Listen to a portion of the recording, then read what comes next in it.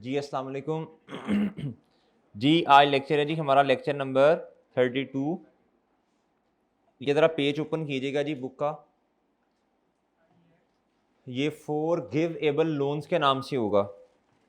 Learning objective मेरा ख्याल है भाई जी IS-20 भाई IS-20 पेज नंबर 4 है जी, page number 4 ji.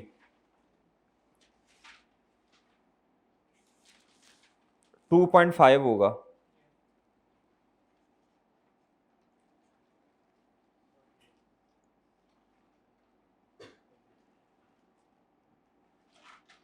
For give able loans.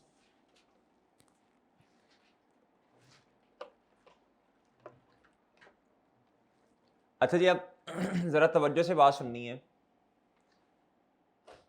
हमने अभी तक जितना पढ़ा IS-20 को, उसके अंदर ये था मेरे भाई कि सबसे पहले हमने रेवेन्यू एक्सपेंस की बात की। ग्रांट मिली एक्सपेंस के केस में पास एक्सपेंस होगा तो बच्चों फॉरन प्रॉफिट और लॉस में ले जाएं। इमीडिएट फाइनेंशियल सपोर्ट होगी तो प्रॉफिट और लॉस में ले जाएं फॉरन। अगर मेरे भाई पास्ट एक्सपेंस नहीं है बल्कि फ्यूचर एक्सपेंस है, रेवेन्यू एक्सपेंस की बात करने लगा हूं अब, तो दो अप्रोचेस हैं, एक डायरेक्ट है और एक क्या है बच्चों, इनडायरेक्ट। इसी तरह कैपिटल एक्सपेंस में आता हूं, इधर भी दो अप्रोचेस हैं, एक है डायरेक्ट और एक क्या है बच्चों, इनडायरेक्ट। ऐसे ही है। फिर उसके बाद हमने पढ़ा था ग्रांट मिल सकती है नॉन मॉनिटरी शक्ल में। सही है सर, पैसे ना मिले बल्कि जिस तरह वो हमने एग्जांपल नंबर मेरे ख्याल 5 की थी, जिसके अंदर नॉमिनल वैल्यू थी और फेयर वैल्यू थी, याद है जी कल वाले लेक्चर के अंदर। ये नॉन मॉनिटरी एसेट है। क्या है बच्चों जी, नॉन मॉनिटरी एसेट मतलब चीज दे दे आपको गवर्नमेंट, तो आपने क्या करना है जी, आपने कहना जी एसेट डेबिट या तो फेयर वैल्यू से या फिर नॉमिनल वैल्यू से। अगर फेयर वैल्यू से करेंगे तो मेरे भाई एसेट फेयर वैल्यू से डेबिट, जितने आपने पैसे थोड़े बहुत पे किए वो क्रेडिट, और बाकी डेफर्ड ग्रांट।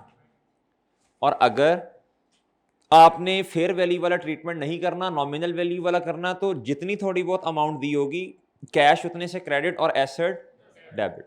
और फिर वो मैंने नोट्स बनवा दिए थे कि there is no concept of deferred grant in case of nominal value. अब अगली बात आ जाती है जी कि एसेट को फिर डेप्रिशिएट कैसे करना। तो भाई अगर आपने नॉमिनल वैल्यू वाला ट्रीटमेंट किया है तो सिंपल सी बात है, इसी पर एसेट डेप्रिशिएट होगा on the basis of useful life. और अगर आपने फेयर वैल्यू वाला ट्रीटमेंट किया है तो अब किताबों में एक तो एसेट फेयर वैल्यू पे पड़ा होगा और बैलेंसिंग अमाउंट किधर आई होगी, डेफर्ड ग्रांट के तौर पे। इनकम भी किताबों में आएगी और बोले डेप्रिसिएशन एक्सपेंस भी आएगा। और आहिस्ता आहिस्ता जैसे इनकम आएगी आपकी डेफर्ड ग्रांट लायबिलिटी कम होती जाएगी। फिर कल ही मैंने पढ़ाया था जी, कल हमने पढ़ा था क्या भला, बोले शाबाश, नॉन डेप्रिशिएबल एसेट। क्या बच्चों, गवर्नमेंट ने ग्रांट दे दी है नॉन डेप्रिशिएबल एसेट के केस में। लैंड के केस में वो 12,000 की ग्रांट आई थी, तो इसका ट्रीटमेंट ये पड़ा था। हम क्या करेंगे, डायरेक्ट अप्रोच को फॉलो करेंगे। क्या करेंगे बच्चों, याद है भाई गवर्नमेंट ने ग्रांट दी थी कि इस पे बिल्डिंग बनाओ, याद है सर, फिर ये वाला ट्रीटमेंट पड़ा। अब बच्चों हमने थोड़ी सी बात आगे बढ़ानी है और वो ये कि ये है जी फॉर गिवेबल लोन्स। क्या है बच्चों, ये असल में क्या होता है ये थोड़ा सा सुन लीजिएगा। बजन गवर्नमेंट ने लोन दिया, गवर्नमेंट ने क्या किया बच्चों, लोन दे दिया। अब मेरे भाई और साथ ये कह दिया कि अगर आप जो शर्तें हमने लगाई हैं पूरी कर लेंगे तो ये लोन क्या हो जाएगा, माफ हो जाएगा। फॉर गिव माफ हो जाएगा। क्या हो जाएगा बच्चों, माफ हो जाएगा।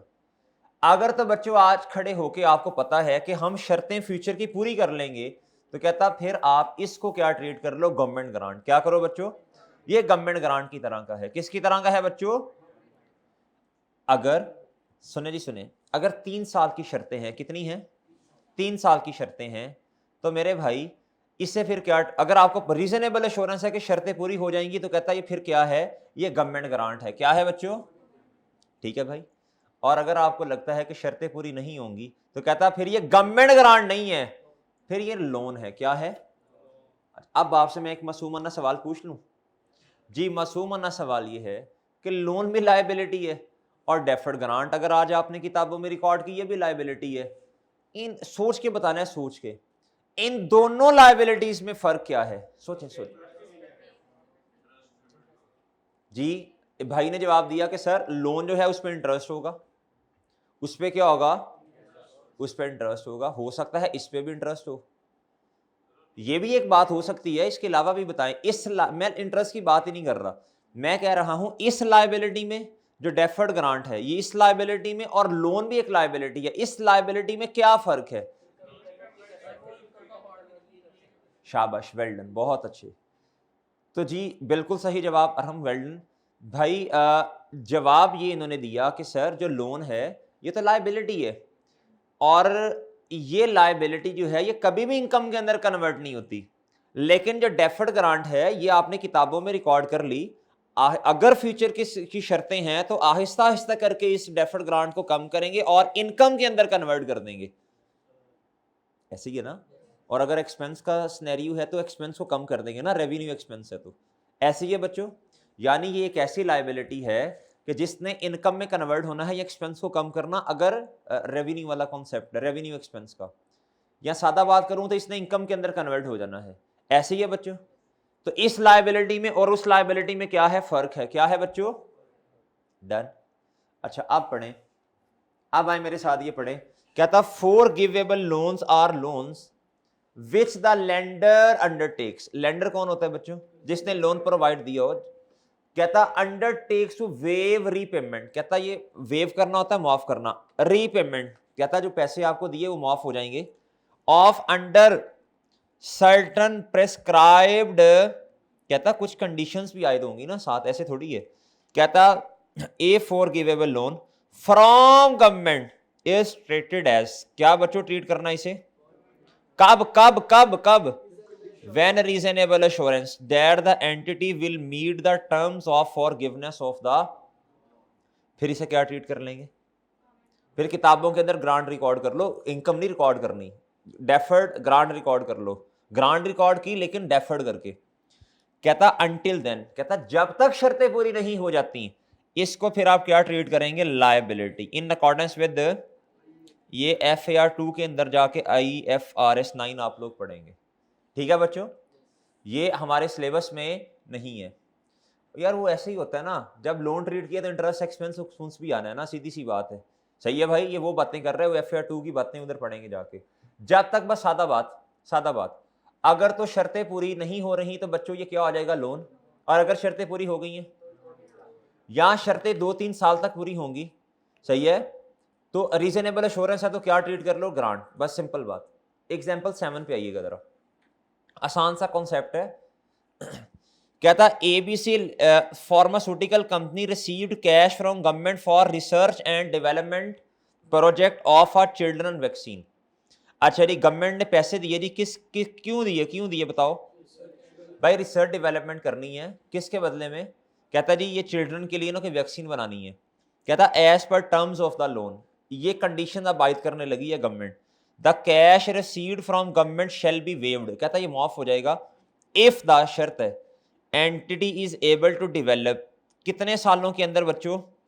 3 सालों के अंदर वैक्सीन क्या कर ले? बना ले। और कहता अगले 5 साल इस वैक्सीन को बेचना नहीं है, बल्कि फ्री ऑफ कॉस्ट आपने लोगों को प्रोवाइड करनी है। कितनी शर्तें हैं बच्चों? 2 शर्तें हैं। पहली क्या है? कंप्लीट कर लें या डेवलप कर लें, किसको बच्चों? वैक्सीन को। डेवलप करें वैक्सीन कितने सालों में? और अगली शर्त जी, सेल करना है फ्री ऑफ पूरी जिंदगी। जब बनेगी, सिंपल सी बात है, उससे अगले ही होंगे ना 3, ये 5 यानी 8 साल, 3 सालों में बनेगी, अगले 5 साल बनने के बाद इन नेक्स्ट 2 शर्तें हैं। कितनी हैं? लेकिन चीज आपके पास ही रहेगी, वैक्सीन आपकी है, अब बना ली है ना, वैक्सीन आपकी है। क्या है बच्चों? वैक्सीन गवर्नमेंट ने वापस नहीं लेनी, 5 सालों के बाद आप बेचें, आपके पास राइट है। क्या है बच्चों? आपके पास राइट है, वैक्सीन आपकी हो जाएगी, गवर्नमेंट वापस नहीं लेगी। कहता briefly explain the accounting treatment of the above loan. अब देखें कैसे लिखना है इसे। कहता था forgivable loan as the repayment, this is, कहता forgivable loan, this is क्या है बच्चों? कब है आगे बताइएगा। कहता as the repayment will be कहता गवर्नमेंट ने अगर दो शर्तें अगर आपको लग रहा है पूरी कर लेंगे तो ये फिर गवर्नमेंट ग्रांट बन जाएगी फॉर गिवेबल लोन। कहता as the repayment will be, बोले शाबाश, वेव्ड अंडर प्रेस्क्राइब कंडीशंस। कौन सी? कहता एबिलिटी टू डेवलप पहली 3 साल, और and sell it free of cost, ये दूसरी शर्त। अब अगली बात कहता if there is reasonable assurance. कहता फॉर गिवेबल लोन है अगर ये दो शर्तें क्या हो जाएंगी पूरी। अगली बात कहता अगर रीजनेबल एश्योरेंस है to meet the conditions of the waiver, this forgivable loan shall be recognised. पहले आपने ये बताना कि ये फॉर गिवेबल लोन है। अगर बच्चों ये शर्तें क्या हो जाएंगी, if there is reasonable assurance, इस तरह की बातें। अगर कहता ये शर्तें पूरी हो गई तो ये फॉर गिवेबल लोन क्या हो जाएगा। अच्छा जी, पहले आपने वो गवर्नमेंट की ऑफर बतानी है। आपने कहना ये फॉर गिवेबल लोन है, ये गवर्नमेंट हमें माफ कर देगी अगर ये क्या कर लें, दो शर्तें पूरी कर लें। फिर आपने कहना अगर रीजनेबल एश्योरेंस है तो ये फॉर गिवेबल लोन क्या हो जाएगा। कहता हाउएवर, अगली बात भी सुननी है, दो पॉसिबिलिटीज है। If there is expectation that it will take more than, कहता हो सकता है आपको 3 साल से ज्यादा का अरसा लगे। कहता इन द डेवलपमेंट और देयर इज एक्सपेक्टेशन, कहता आपकी नीयत बदल जाए, वो वैक्सीन इतनी अच्छी हो, ऐसा हो सकता है ना कि गवर्नमेंट ने ये नहीं कहा कि अगर आपने 5 सालों से पहले बेचना शुरू कर दी तो हम आपको मार देंगे, आपकी कंपनी बंद कर देंगे। ऑप्शन है, वरना गवर्नमेंट कहेगी भाई देखो फिर आप लोन है, आप क्या कहते हैं लाइबिलिटी इंटरेस्ट वगैरह भी आप मुझे पे करेंगे। लेकिन अगर उस वैक्सीन की डिमांड ही बहुत ज्यादा हो गई, आपकी नीयत खराब होगी, आपको पैसे बहुत ज्यादा मिल रहे हैं, आपने कहा वो गया लोन, ये तो 15-20% का, ये तो 15-20% अमाउंट बनेगी, इससे बहुत ज्यादा मैं रिकवर कर लूंगा, तो नीयत बदल सकती है ना भाई। कहता जी ऑफ नीयत क्या हुई, कहता और there is expectation of selling the vaccine for a price before 5 साल। आपने पहले साल बेची, दूसरे साल बेची फ्री, आपने कहा यार ये तो हमें फ्री बेची जा रहा हूं मैं, ये तो इसको डिमांड इतनी ज्यादा, मैं इतनी थोड़ी सी भी अमाउंट रखूं इतने पैसे रिकवर हो जाने, नीयत बदल गई ना। लेकिन एक बात याद रखना, जो नीयत आपने शुरू में की होती है ना, बदलनी नहीं चाहिए, वरना नुकसान की बात होती है। कहता आपकी नीयत के मुताबिक जो है ना, जैसा गुमान होता है फैसले भी वैसे ही होते हैं। The loan shall be recognized as liability in accordance with, कहता अगर तो आप 3 सालों में ना बना सके, या फिर बच्चों अगर, बोले शाबाश, आपने 5 सालों से पहले ही बेचना शुरू कर दी, बेच तो पहले भी रही है, यानी free of cost of selling the vaccine, free of cost ना बेची पैसों की, तो बच्चों फिर ये क्या हो जाएगी बताओ, लाइबिलिटी, IFRS 9। अब आपने ये बात याद कर लेनी है, इसको आपने क्या कर लेना है, आपने कहना फॉर गिवेबल लोन, सही है जी, अगर दो शर्तें पूरी, सही है सर, आपने कहना ये फॉर गिवेबल लोन है, इन दो शर्तों के साथ मुआफ हो जाएगा लोन। फिर आपने कहना अगर आपको लगता है रीजनेबल एश्योरेंस है, कंडीशंस पूरी हो जाएंगी, तो ये फॉर गिवेबल लोन को हम क्या कहेंगे, डेफर्ड ग्रांट। क्या कह देंगे बच्चों, गवर्नमेंट ग्रांट, गवर्नमेंट ग्रांट। और आपने कहना है, अगली बात आपने क्या कर देनी है बच्चों, आपने कहना है अगर एक्सपेक्टेशन पूरी ना हुई, दो शर्तें अगर पूरी ना हुई, तो कहता फिर ये ग्रांट रिकॉर्ड करने की इजाजत, बल्कि फिर आप IFRS 9 की तरह लायबिलिटी रिकॉर्ड करेंगे नेक्स्ट टाइम। ये थोड़ा चेंज है, बात तकरीबन वही है, चेंज है। कहता इस ऊपर वाले एग्जांपल के अंदर तो वैक्सीन आपकी होगी ना जब बनाई आपने, बस शर्त है कि अच्छा अगर आपने बेचना शुरू कर दी तो गवर्नमेंट फिर भी वैक्सीन वापस नहीं मांगेगी, वैक्सीन आपकी या लोन रीपेमेंट हो जाएगी। ये सवाल चेंज है। ABC pharmaceutical receive cash from, सारी वही बातें, ये लोन शोन की वही। कहता है if the entity decide not to commercialise the, हाँ ये इधर से पढ़ना है। कहता जी the cash receive from government is repayable in cash only, कहता ये रीपेएबल होगा only if entity decided to commercialize the result of the research phase of the project। कहता लोन कब वापस होगा, गवर्नमेंट कब लोन रिकॉल कर लेगी, कहता जो इसके रिजल्ट्स आए ना, जो आपने रिसर्च फेज के दरमियान क्या कहते हैं आपको चीजों का पता चला, कमर्शलाइज का मतलब है आपने उनको बेचना शुरू कर दिया। भाई जो आपने रिसर्च भी बिकती है, मिलियन बिलियंस ट्रिलियंस की रिसर्च बिकती है बड़ी। अगर कोई बंदा रिसर्च करे ना, रिसर्च वर्क करे, तो बहुत सारी कंपनीज कहती हैं यार ये काम आप मुझे दे दें, मैं इसके बदले में, ये मेरा नाम, मेरा लेबल लगा दें इसके ऊपर, मैं इसके बदले में आपको मिलियन ट्रिलियंस देने को तैयार हूं। तो रिसर्च भी बिकती होती है बच्चों, अगर अच्छी हो तो। अब ये कहता है अगर आपने ये इसको कमर्शलाइज कर दिया रिसर्च को, किसको बच्चों, कहता इफ द एंटिटी डिसाइडेड, क्या बच्चों, not to commercialise the result of the research phase, the cash received is not repayable.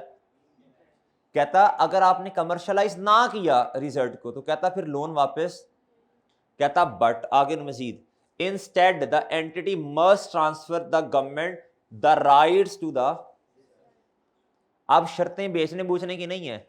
कहता पहली बात, आपको जो अब ग्रांट मिली ना वो क्यों मिली है कि भाई आपने रिसर्च करनी है। क्या करनी है, अब ये सवाल और है, क्या करनी है बच्चों, रिसर्च करनी है। कहता अगर तो आपने इसके रिजल्ट को कमर्शलाइज कर दिया, रिसर्च के कमर्शलाइज का मतलब आपने बेचना, बेची बुची, या आपने कहता जी अगर तो ऐसा कर दिया तो कहता लोन वापस करना पड़ेगा। दूसरी शर्त, कहता अगर आपने कमर्शलाइज ना भी किया तो कहता ये राइट जो है, राइट ये आपके पास नहीं है, ये गवर्नमेंट क्या करेगी, आपसे वापस ले लेगी। यानी वैक्सीन आप नहीं बेच सकते, वैक्सीन कौन बेचेगा, जिसके पास राइट होगा, वरना तो इलीगल एक्टिविटीज में इन्वॉल्व हो जाएंगे ना आप। सही है भाई। आप पढ़ें क्या कह रहे हैं यार, ये तो फिर मेरा ख्याल ग्रांट है ही नहीं, आपके पास तो राइट ही नहीं है ना, राइट ही नहीं है ना, इनकम आप बना ही नहीं सकते इसे कभी भी, चांद इनकम तो बनेगी। कहता in this scenario cash receive from government not meet the definition of as per IS 20। क्यों, कहता this is because the arrangement, कहता in this arrangement the government does not undertake to waive repayment of loan.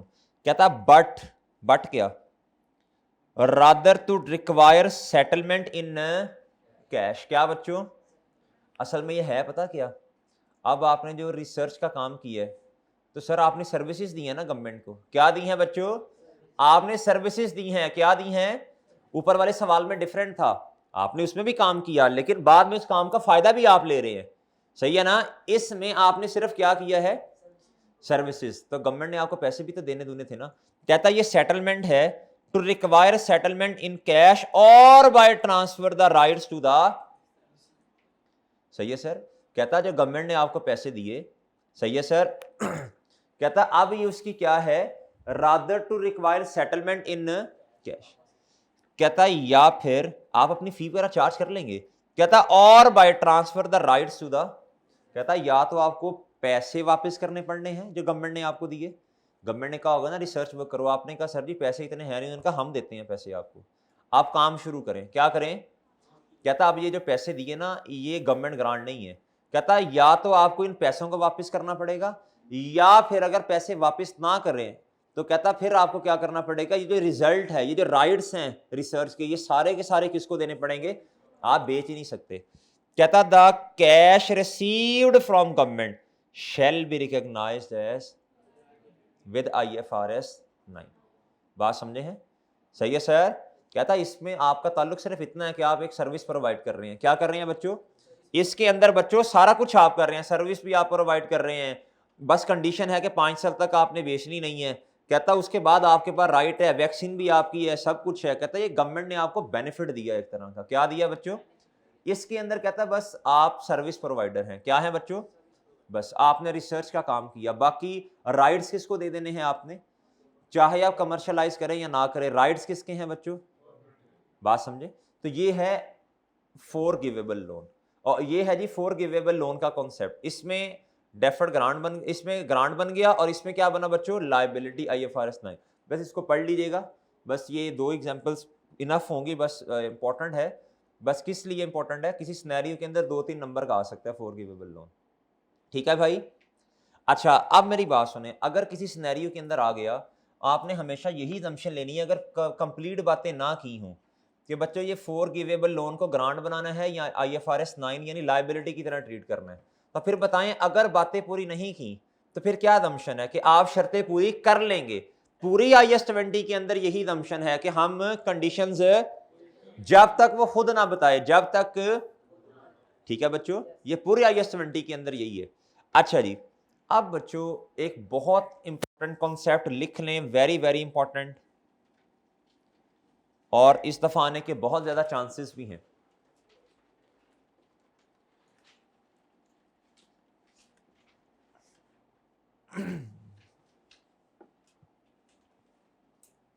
जी, और इस दफा आने के chances भी हैं बच्चों।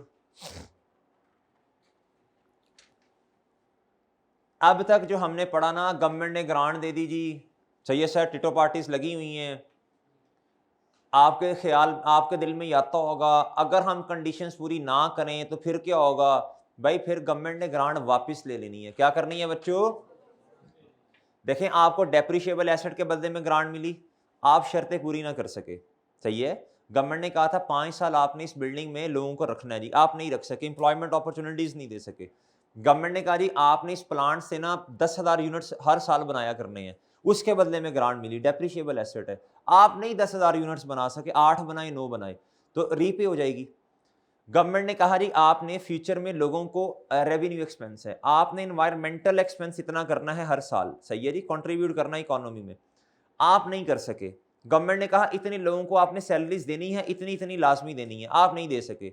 अब ये रेवेन्यू एक्सपेंस के केस में रीपेमेंट है, हो सकता है एसेट के केस में रीपेमेंट आ जाए, सही है सर, सही है सर, दो ही है ना, या तो एसेट के केस में रीपेमेंट आ गई है बच्चों, और या फिर रेवेन्यू एक्सपेंस के केस में क्या आ गई है। अच्छा जी, अब सुनिए जरा तवज्जो से बात, अब क्या करना है, अब आए जी डायरेक्ट सवाल पढ़ने की कोशिश करते हैं, पहले थोड़ी थ्योरी पढ़ते हैं फिर सवाल पे जाते हैं, सीधा उधर जाके समझाता हूं सवालों से ही। कहता जी एक गवर्नमेंट ग्रांट, ये लर्निंग ऑब्जेक्टिव 4 है, एक government grant date becomes repayable, जो क्या हो जाए बच्चों, shall be counted for change in accounting estimate, ये इसको ये कर लें, ये अकाउंटिंग एस्टीमेट है, क्या है बच्चों भाई, एक एस्टीमेट ही था ना शुरू में कि भाई हम कंडीशंस पूरी कर लेंगे, बाद में हालात ना सही हो कंपनी के, वो नहीं बेचारे इतना एक्सपेंस कर सके, सही है, या कंडीशंस को किसी भी वजह से पूरा नहीं कर सके, तो मेरे मासूम दोस्तों ये अकाउंटिंग का ये एस्टीमेट का क्या है, चेंज है, क्या है बच्चों। अच्छा जी, कहता it means repayment is to be recorded in the year, कहता रीपेमेंट को आपने, जो आपको पैसे वापस करने पड़ेंगे अगर आप कंडीशंस पूरी ना कर सकें, कहता recorded in the year the grant becomes repayable, कहता गवर्नमेंट ने कहा था, गवर्नमेंट ने कहा जी 4 साल आपने क्या करना, इस एसेट को इस्तेमाल करें, सही है जी, और इससे यूनिट्स वगैरह बनाएं, सही है, या लोगों को अपॉर्चुनिटीज दें, कहता 2 साल तो आपने किया, तीसरे साल शर्त पूरी ना हुई तो तीसरे साल रीपेमेंट करनी पड़ेगी, ऐसे ही है, ये वो कहना चाह रहा है। कहता रीपेमेंट को कब रिकॉर्ड करना है, इन the year grants become, government ने कहा था जिस साल आपने वायलेशन की उसी साल आप क्या करेंगे, रीपेमेंट करेंगे, तो ग्रांट फिर बच्चों कब रीपेबल हो जाएगी, उसी साल। कहता and prior year adjustments are not made, कहता पिछले सालों को कुछ भी नहीं करना, कहता पिछले सालों पर इसका कोई फर्क, आपको पता है ना प्रोस्पेक्टिवली डील होता है, एस्टीमेट का चेंज क्या होता है, कहता एस्टीमेट है ना बच्चों, तो एस्टीमेट का चेंज हमेशा प्रोस्पेक्टिवली डील होगा, क्या होगा, हाँ जी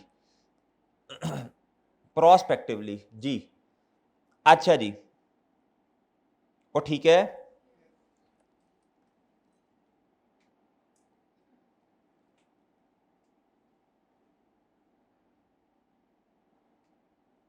चले नहीं भाई, बात समझ आई। अच्छा मेरे भाई, अब ना पहले हम डिस्कस करते हैं रेवेन्यू एक्सपेंस वाला सीन, कौन सा बच्चों, कहता grant repayment of grant related to income, भाई आपने शुरू में इसे क्या बना लिया होगा, वो एक्सपेंस के केस में आपने क्या बनाया होगा, इसे डेफर्ड इनकम बनाया होगा, क्या बनाया होगा, डेफर्ड इनकम, और आहिस्ता आहिस्ता डेफर्ड इनकम को कम करते गए ना, डेफर्ड ग्रांट को, अगर तो आपने इसे डायरेक्ट अप्रोच का इस्तेमाल किया तो इनकम क्रेडिट और डेफर्ड ग्रांट डेबिट, और अगर आपने इनडायरेक्ट अप्रोच का इस्तेमाल किया तो डेफर्ड ग्रांट डेबिट और एक्सपेंस क्रेडिट, यही होगा ना, यही होगा ना बच्चों। अच्छा जी, देख लें, यही होगा, यही होगा।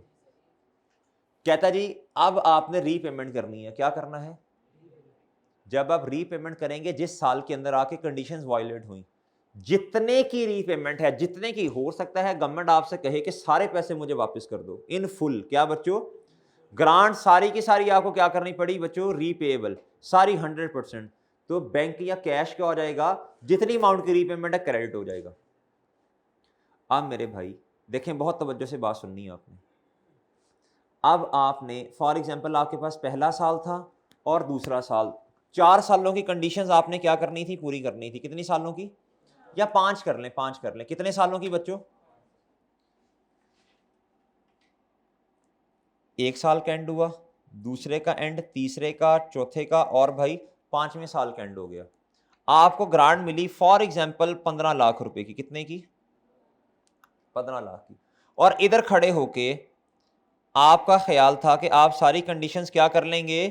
पूरी कर लेंगे। आप सारी कंडीशंस क्या कर लेंगे? जी, देख लो कौन है ये। अच्छा जी, इधर सारी कंडीशंस आप क्या कर लेंगे? पूरी। इधर खड़े होके साल के शुरू में, स्टार्ट में आपका ख्याल ये था, और कितने साल कंडीशंस पूरी करनी थी? यानी इधर आपने 3 लाख, मैं जरा 300 लिख रहा हूं अब, ठीक है ना, मैं बगैर 3 सिफर के कर लेता हूं जी। इधर मेरे भाई आपने 300 की इनकम बना ली होगी। फिर इधर खड़े होके तो आपने एक एंट्री की होगी ना, cash, debit, defer, grant, credit. 1 साल की शर्त पूरी कर दी आपने। अब पीछे कितना बचा होगा बोलो? 1200 बचा होगा ना। 1 साल की मजीद शर्तें पूरी कर दी आपने, तो भाई अब डेफर्ड ग्रांट कितनी बची होगी? ऐसे ही है। इस साल में आए, इस साल में आए और बच्चों कंडीशंस वायलेट हो गई। ये तीसरा साल है, इधर आए कंडीशंस क्या हो गई? वायलेट हो गई। अब आपको ग्रांट वापस करनी पड़ेगी। तो कहता है कैश कितना? कहता पूरी अमाउंट से, कैश 1500 से। फॉर एग्जाम्पल कहता इमीडिएटली आपने रीपे करना है जिस साल वायलेशन हुई, तो भाई कैश 1500, कहता पूरी अमाउंट से आपने रीपेमेंट करनी है जी। कैश 1500 से या बैंक 1500 से क्रेडिट।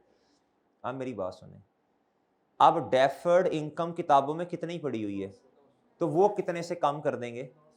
लायबिलिटी किताबों में होगी ना 1500 की, तो अब वो कितने से कम कर दें? तो बाकी क्या बचेगा? बाकी क्या बचेगा? वो बैलेंसिंग आ जाएगा प्रॉफिट और लॉस।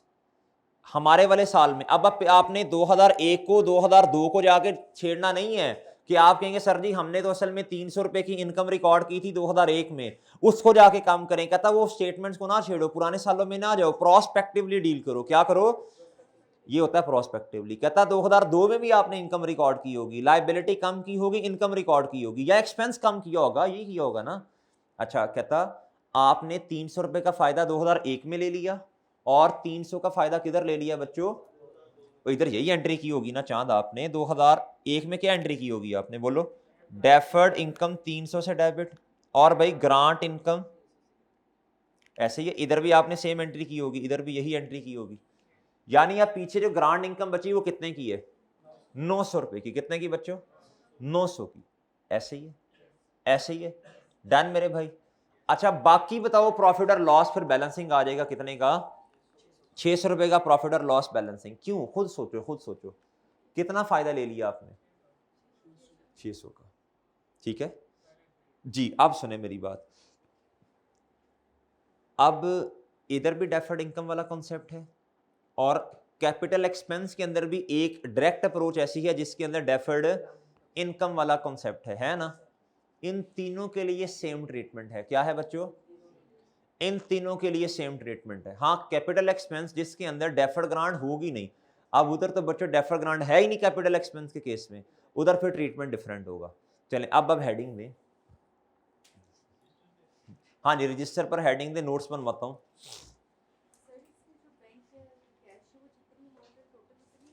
नहीं बच्चे, जितना उसने कह दिया ना उतना। अगर उसने कहा पूरी अमाउंट रीपे होनी है तो फिर 100% होगी।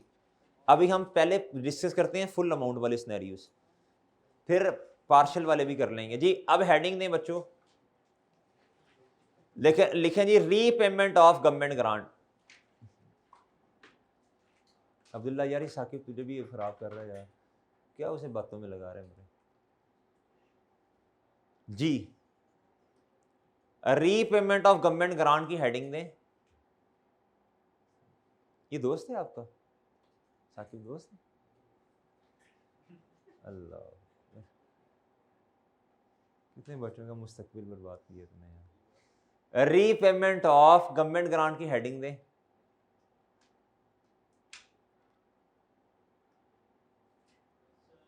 लिखे नीचे पहला पॉइंट। अब ना सब हेडिंग दें व्हेन, पहले हेडिंग दें, एक बड़ी हेडिंग दें रीपेमेंट ऑफ गवर्नमेंट ग्रांट। अब नीचे सब हेडिंग दें। अभी सोचता हूं, पहले हेडिंग दे ले शाबाश। पहले लिखे रीपेमेंट ऑफ गवर्नमेंट ग्रांट, फिर उसके बाद सब हेडिंग दें when there is when there is deferred income, when there is deferred income in the books, when there is deferred income in the books। जब डेफर्ड इनकम किताबों के अंदर होगी, अब उसके नोट्स बनवाने लगा हूं। अब खुद सोचो डेफर्ड इनकम कब होगी। 3 सिनेरियोज हैं जिसके अंदर डेफर्ड इनकम आपके पास होगी। लिखें रेवेन्यू एक्सपेंस के केस में, लिखो रेवेन्यू एक्सपेंस, लिखें revenue expense whether direct approach और इनडायरेक्ट अप्रोच। और ऐसे ही है चांद, वो एग्जाम्पल नंबर 5-6 देख लीजिएगा घर जाके। 5-6 ही थी ना कि 4-5 थी? 4-5 थी शायद, कॉन्सेप्ट बिल्डिंग की 4-5 थी, वो देख लीजिएगा। उसमें आमने सामने इस क्वेश्चंस करवाए थे, इलेक्ट्रॉनिक बोर्ड पे भी देख लीजिएगा। When there is deferred income in the books, तो रेवेन्यू एक्सपेंस के केस में होता है ना, क्या लिखवाया है? हाँ, रेवेन्यू एक्सपेंस वेदर डायरेक्ट और इनडायरेक्ट। और बच्चों कैपिटल एक्सपेंस के केस में बताओ डेफर्ड इनकम कब होती है किताबों में जी? और आगे लिखें and in case of capital expense, and in case of capital expense, and in case of capital expense, and in case of capital expense when there is, कौन सी अप्रोच बच्चों? Direct approach. when there is direct approach, when done भाई। Indirect approach में तो आपने start में खत्म कर दी होगी ना, आपने एसेट को कम भी तो करना था। याद है वो 12,000 से जी हमने, मेरा ख्याल है कौन सा क्वेश्चन था, 7 था या पता नहीं 8 था, इस तरह करके कुछ था, 6 या 7 था शायद। हाँ, आपने 12,000 से डेफर्ड ग्रांट को डेबिट किया था, सही है, और प्लांट को क्रेडिट कर दिया था, याद है इनडायरेक्ट में। अच्छा, जब ये सिनेरियोज होंगे तो क्या होगा? लिखें जी, अब ये हेडिंग बन गई। अब इसको लिखें जी, इसकी एडजस्टमेंट कैसे करनी है। लिखें जी point number 1, point number 1 point number 1, जितने से रीपेमेंट है, जितने से रीपेमेंट है कैश या बैंक को क्रेडिट कर देंगे। जितने से रीपेमेंट है कैश या बैंक को क्या कर देंगे बच्चों? क्रेडिट कर देंगे। क्या कर देंगे? क्रेडिट कर देंगे। जितने से रीपेमेंट है कैश या बैंक को क्रेडिट कर देंगे। एक बात। दूसरी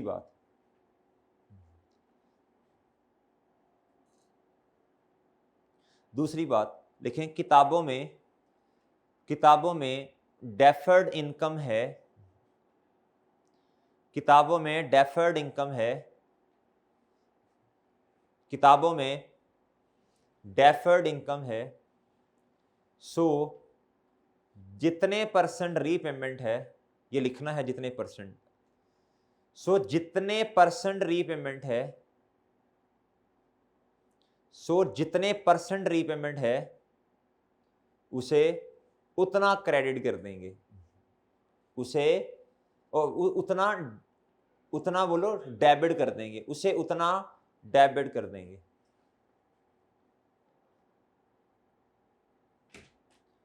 जी, पहली बात क्या लिखी?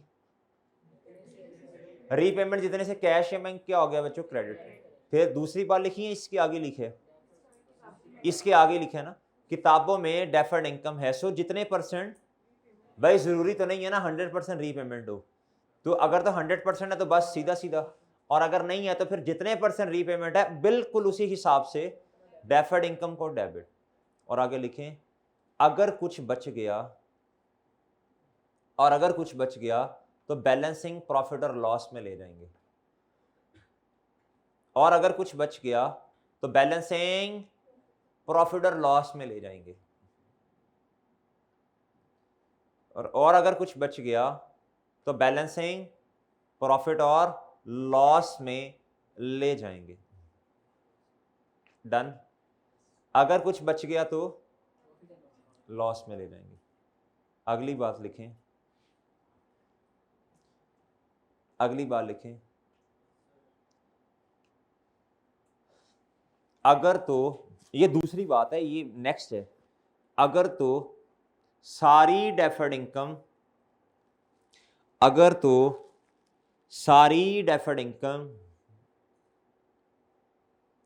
अगर तो सारी डेफर्ड इनकम किताबों से चली गई, अगर तो सारी डेफर्ड इनकम किताबों से चली गई, तो अब सिर्फ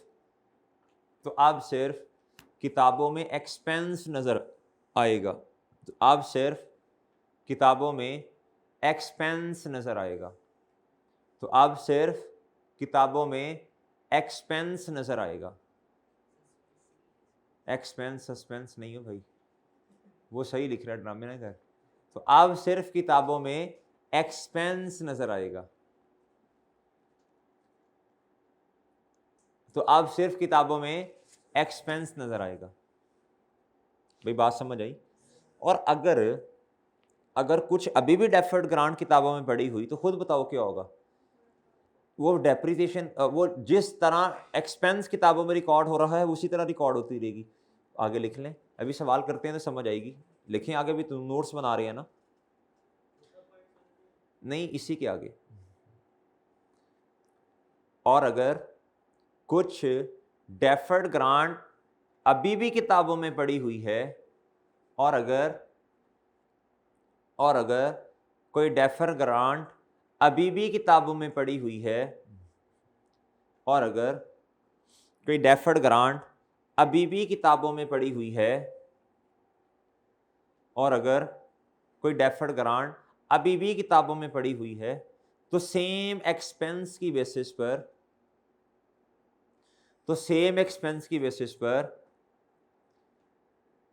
जैसे पहले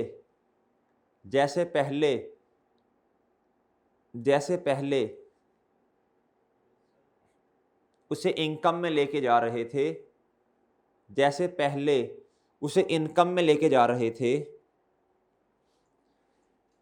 सेम वैसे ही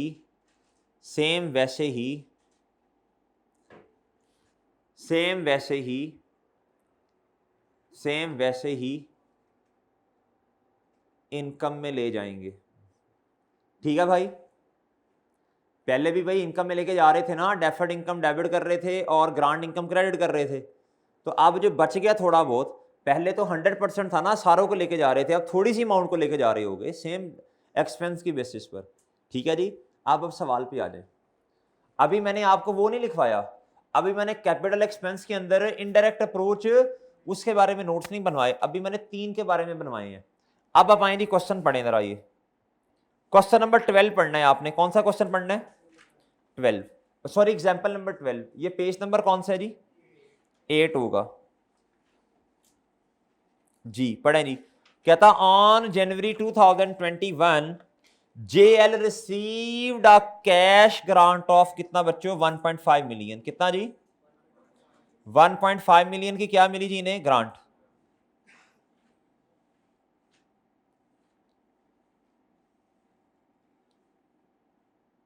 कहता towards the cost of employing a blockchain analyst, कहता on a new project for a 5 साल के पीरियड में।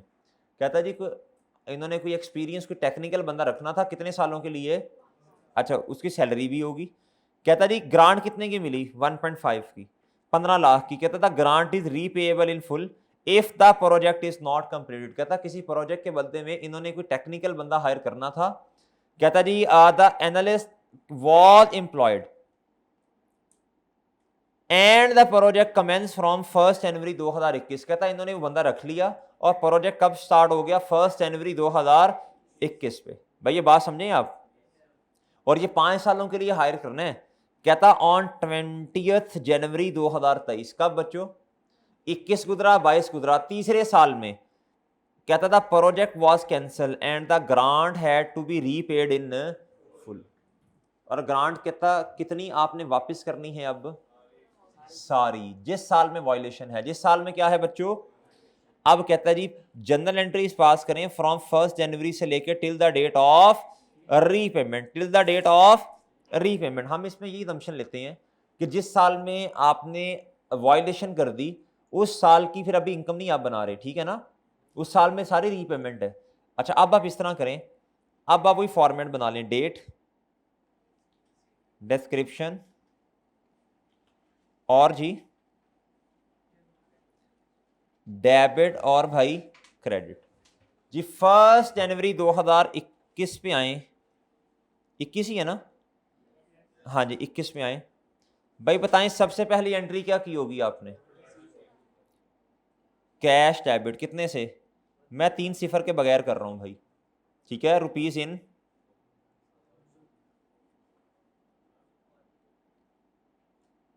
जी मेरे भाई। और क्या आ जाएगा, किताबों में डेफर्ड ग्रांट रिकॉर्ड कर लो। हमेशा दमशन आपने ये लेनी है कि हम कंडीशंस को पूरा कर लेंगे, कंडीशंस को पूरा कर लेंगे, हमेशा यही दमशन होती है शुरू में। अगर उसने खुद कह दिया फिर तो ठीक है, वरना यही दमशन होती है भाई। अच्छा जी अब मेरे भाई इधर आए और मुझे बताएं जी क्या क्रेडिट हो जाएगा,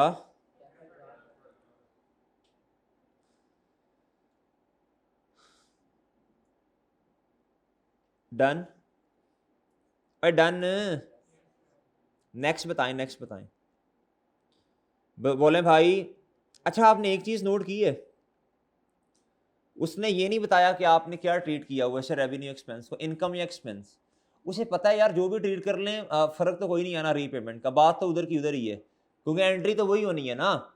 अच्छा इधर आए, इधर आप बताओ एक साल जब गुजर गया, बोले शाबाश जी, आप देखें ना खर्चा कितना किया उसने नहीं बताया हुआ, उसने नहीं बताया कि हमने उस बंदे को कितनी सैलरीज वगैरह दी हैं, उस प्रोजेक्ट पे खर्चा कितना हुआ, सिर्फ सैलरीज नहीं है और भी खर्चा होगा, उसने एक्सपेंस की हमें कुछ नहीं बताया हुआ।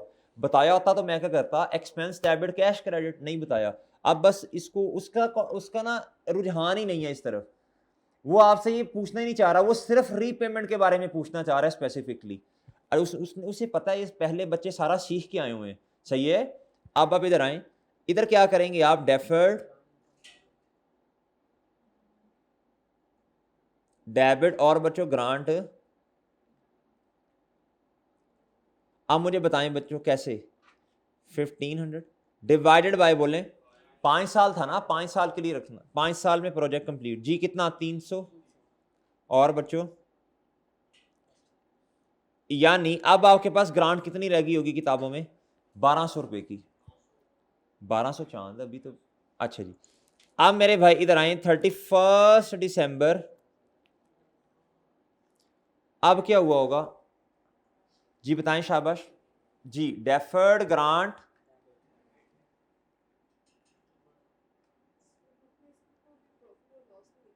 वो प्रॉफिट और लॉस में जानी है ना ग्रांट इनकम, आप यही लिखें पूरी बात जो लिखी है 300, प्रॉफिट और लॉस किताब में लिखा आप इस तरह लिखें, पूरा लिखें ये जी, ये प्रॉफिट और लॉस में है ना इनकम जानी, आप पूरा लिखें जी। फिर क्या आ जाएगा बच्चों, ग्रांट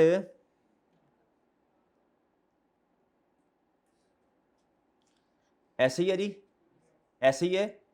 अच्छा आप बताएं वायलेशन किस साल में है, वायलेशन किस साल में है, 2023 में वायलेशन है। कब वायलेशन है बच्चों, 2023 में वायलेशन है। किस तारीख पे वायलेशन है, 20 पे कर ले जो भी कर ले, उस पर अब रीपेमेंट होनी है। बताएं जी, पढ़े नोट्स पढ़े, नोट्स पढ़े अब अपने नोट्स पढ़ो भाई, नोट्स पढ़ो, बताएं बताएं जल्दी शाबाश। कितने से कितने से कितने से, इन फुल, ये लफ्ज देखें क्या लिखा है, रीपेड इन जी। सबसे पहली बात कर दें, अगर आप स्टेप्स फॉलो कर लेंगे ना इंशाल्लाह तो काम आसान है जी। कैश या बैंक जो दिल करता आपका जी। अगली बात पढ़ें क्या लिखी है, ये स्टेप नंबर 1 हो गया ना। अगली अगली बात बता दें, स्टेप 2 बताएं। किताबों में क्या पड़ी हुई है, किताबों में क्या डेफर्ड ग्रांट पड़ी हुई है, किताबों में डेफर्ड ग्रांट पड़ी हुई है ना भाई जी। बताएं कितने की, और देखो ना चांद 1500 की थी तो क्रेडिट, ये डेबिट हो रही है, ये डेबिट हो रही है, तो अब 900 की होगी ना जी। डेफर्ड, अगली बात पढ़ लें, ये 600 डेबिट साइड पे आ रहा है, बताओ बताएं जी। अगर कुछ बच गया, बचा हुआ, सीधी सी बात है, अगर भाई पहले ही साल सारी ग्रांट वापस हो जाती तो बच्चों हमने कुछ भी इनकम ना बनाया होता ना, पहले साल के दरमियान दरमून में, तो सारा का सारा ये ग्रांट आ जाती, कुछ भी ना बचा होता। अभी बताओ कुछ बच रहे डेबिट साइड पे, तो ये क्या है जी, बैलेंसिंग। जी जी,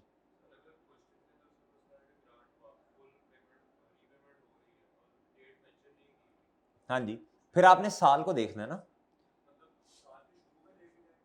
नहीं नहीं नहीं, देखें भाई का सवाल है सर, अगर क्वेश्चन के अंदर ये मेंशन नहीं है, जिस तरह इधर 20 जनवरी मेंशन है, अक्सर सवालों में मेंशन नहीं होगा, सिर्फ साल का लिखा होता है उन्होंने कि फलां साल के अंदर रीपेमेंट है, तो आपने उस साल के शुरू में लेके आना है, आपने कहना जी ये रीपेमेंट इस साल में ही होगी, यानी फिर उस साल की इनकम को बनाने की इजाजत ही नहीं है ना, उस साल में इनकम रिकॉर्ड कर ही नहीं सकते आप, खुद सोचें। जिस साल में वायलेशन है, साकिब इधर देख ले भाई, जिस साल में आपने वायलेशन कर दी गवर्नमेंट की इंस्ट्रक्शंस की, क्या आप एलिजिबल हैं उस साल इनकम रिकॉर्ड करें? नहीं है ना भाई। तो उस साल में एस्टिमेट का चेंज आपने देखना है किस साल में है, उस साल में जिस तरह हमारे ना लिखा होता, सिर्फ 23 लिखा होता, तो हम कहते हैं जी हमारे साल में क्या है जी, एस्टिमेट का चेंज। और एस्टिमेट का चेंज जब आता है हमारे वाला करंट साल और नेक्स्ट ईयर इफेक्ट होते हैं ना, बस अब खत्म, नेक्स्ट ईयर तो खैर इधर कुछ भी नहीं है। अब बता दें बच्चों, ये आपका क्या हो गया, जवाब बन गया, ये क्या हो गया। अब किताबों में देखें क्या कोई ग्रांट बची हुई है, अब किताबों में कोई ग्रांट बची है, ओहो, अब किताबों में ग्रांट बची कोई नहीं, तो बताएं अब नेक्स्ट ईयर जितना भी एक्सपेंस होगा, एक्सपेंस डेबिट और बाकी कैश कुछ क्रेडिट, कोई डेफर्ड ग्रांट को डेबिट, इनकम को क्रेडिट नहीं करेंगे। बात समझ आई, बात समझ आई। अच्छा अब आप इधर आए, ये स्नैरियो हो गया। अब आप आए जी, ये कह रहा है, ये कह रहा है मेरे भाई, ये बताना ये कौन सा है 4 पॉइंट, ये 4 पॉइंट कौन सा है, ये 4.1 है, ये 2 है, और ये क्या है जी 4 पॉइंट, ये 4.3। अब आपसे गुफ्तगू कर रहा है repayment of grant related to asset. उसने रेवेन्यू एक्सपेंस में दो ट्रीटमेंट, दो क्या कहते हैं क्वेश्चन नहीं दिए हुए, वजह बता दें उन्हें, उसे पता है कि दोनों में डेफर्ड ग्रांट ही होती है ना किताबों में, इधर मेरे भाई एक में डेफर्ड ग्रांट होती नहीं है, इसलिए ना उसने लहदा ट्रीटमेंट बताया हुआ इनका। पहले मैं किसको डिस्कस कर लूंगा, पहले मैं डायरेक्ट को करूंगा, बिल्कुल इसी तरह का ही है। अच्छा जी इधर आए, कहता जी deducting the grant in arriving amount of asset, ये तो नहीं हम कर रहे डिस्कस, हम तो दूसरे वाला करेंगे ना, हम तो डायरेक्ट वाला करेंगे। क्या करेंगे बच्चों, अच्छा चलें बहरहाल ये क्वेश्चन पढ़ लें। कहता ऑन 1 जनवरी 2020 गहरा पानी लिमिटेड इंस्टॉल्ड आ नॉन करंट एसेट, क्या बच्चों, विद आ बोले कॉस्ट ऑफ रुपीज कितना, 5 लाख रुपया, and received a grant of 1 lakh रुपया in relation to that asset. अब ये डेप्रिशिएबल एसेट है, कैपिटल एक्सपेंस है। कहता था asset is being depreciated on सीधा लाइन मेथड, स्ट्रेट लाइन जो है। कहता grant was repaid on 1 January 2022। कहता इन फुल कितना, क्या बच्चों, इन फुल, क्या बच्चों, इन फुल। ओ ऐसे ही है, ऐसे ही है। तो दोबारा सारा सवाल रिपीट करते हैं, कल वाली सारी बातें जी, मैं दोनों ट्रीटमेंट्स करूंगा आमने सामने, ठीक है बच्चों। अब मैं सोल्यूशन किसका करने लगा हूं, सोल्यूशन किसका बच्चों, किसका, ये एग्जांपल नंबर कौन सी है, पहले मैं डायरेक्ट को फॉलो करूंगा, किसको बच्चों, डायरेक्ट तो बिल्कुल उसी तरह है जिस तरह क्या है चांद, बोलो जिस तरह क्या है, जिस तरह चांद नहीं है, जिस तरह चांद आपको कहा है जी, बनता तो नहीं है, खुद कह रहे हैं सर नहीं बनता नहीं है।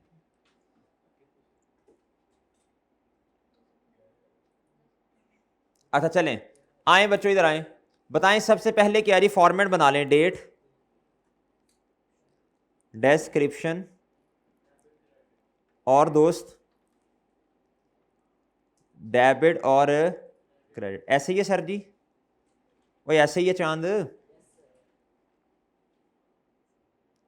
अच्छा, साथ ही इनडायरेक्ट भी लिख लो, साथ ही क्या लिखो, वो रिवाइज भी हो जाएगा ना, सारी बातें रिवाइज भी हो जाएंगी ना। पहले हम सवाल करते हैं कि कोई भी ग्रांट की रीपेमेंट नहीं है, वो सारी बातें रिवाइज हो जाएंगी। जी जी मेरे भाई, हाँ जी। और वैसे भी 2 सालों में तो बच्चों आपको पता ही नहीं है ना, 2 सालों में तो, अच्छा जब आप सवाल कर रहे होते हैं ना, तो आपने ये नहीं कहना, आपने अब एक्चुअल देखो जरा, आज आपको ग्रांट मिली आज, तो अकाउंटेंट आज क्या करेगा, आज यानी साल गुजर गया तो इनकम बना लेगा ना, अगले साल में भी डेफर्ड, सॉरी इनकम छोड़े, डेफर्ड ग्रांट को कम कर लेगा ना साल के एंड पे। भाई अभी तो आपको फ्यूचर नजर ही नहीं आ रहा, आज तो आपको सवाल देके एज्यूम कर रहा है कि आपको, आपके पास फिगर्स भी हैं, आपके पास तारीखें भी हैं। अभी फ्यूचर की रियलिटी में हम फ्यूचर में नहीं खड़े हुए, हम प्रेजेंट में हैं। कब हैं बच्चों? तो आपने ये हमेशा अज्यूम करना होता है कि अभी आप जब सवाल कर रहे हो, अभी आपने सिर्फ 2020 में रहना है, फिर एक साल गुजरेगा, आपने कहना 21, अभी हमें आगे की एक्चुअल फिगर्स नहीं पता, सवाल में तो पता होती हैं। मेरी बात समझ सके हैं कि नहीं? मैंने ये कहा है, सवाल के अंदर तो आपको एक्चुअल का भी पता होता है और एस्टिमेटेड का भी पता होता है, लेकिन एक्चुअल में आपको एक्चुअल का कब पता चलेगा, जाके रियलिटी में एक्चुअल का कब पता चलेगा, जब पहुंच जाएंगे। सवाल में तो आपसे ट्रीटमेंट करवा रहे हैं ना, सही है। तो 20 में तो अकाउंटेंट ने सही काम किया होगा क्योंकि वायलेशन नहीं है, और उसने 20 में 21 में दोनों में सही काम किया होगा, 22 में जाके फिर ट्रीटमेंट करेगा जब वायलेट होगी। अच्छा जी, मुझे बताएं जी, सबसे पहले बताएं, शाबाश। सबसे पहले मेरे भाई, मैंने कहा था जोन सी मर्जी अप्रोच हो, आपने क्या करना है, बोलें 1 जनवरी 2000, बोलें 20 में, ये 20 है भाई जी। कैश क्या हो जाएगा आपका, कितने से?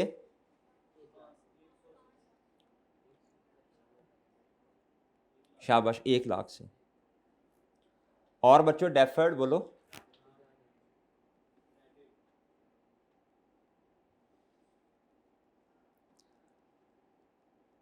भाई इधर भी यही एंट्री होनी है।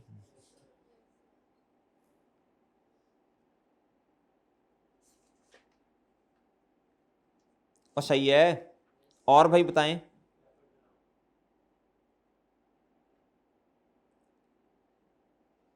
ऐसे ही है भाई?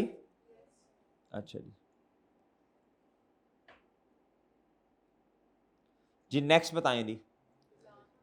जी आप बच्चों एसेट, शाबाश, 5 लाख का है मेरा ख्याल है, दोनों में यही एंट्रीज होनी है जी। प्लांट है ना,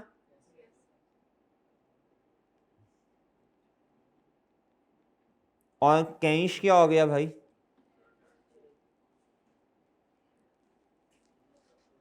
इधर बताओ भाई, हैं?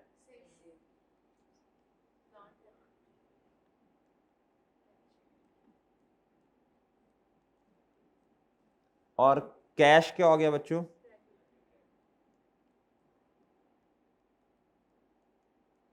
जी, एक इजाफी एंट्री किधर होनी है बताएं, एक एक्स एडिशनल एंट्री किधर होनी है? इनडायरेक्ट अप्रोच में आप एसेट को कम कर देते हैं ना जितनी की ग्रांट आती है। तो अगर आप इस तरह चलेंगे ना, तो कॉन्सेप्ट इंशाल्लाह ठीक रहेगा, कुछ भी रट्टा लगाने की जरूरत नहीं पड़ेगी, सेम सेम काम हो रहा है, सेम सेम। बस इधर एक एडिशनल एंट्री उसी दिन आ जानी है जिस दिन इनिशियली जिस दिन ग्रांट आई होगी ना, और प्लांट भी आ गया होगा। अच्छा, अगर ग्रांट लेट आती है फिर क्या होगा जी? तो भाई फिर जिस दिन ग्रांट आई उस दिन नेट कर लेंगे ना, सही है ना? ऐसे भी हो सकता है। या देखो ना, ग्रांट पहले आ गई, वैसे ये पॉसिबल नहीं, ग्रांट पहले आ गई है, प्लान बाद में आया, तो भाई प्लान बाद में आया उस दिन क्या कहते हैं, उसे नेट कर लेंगे ना। इधर क्या आना है, जल्दी बोलें, शाबाश।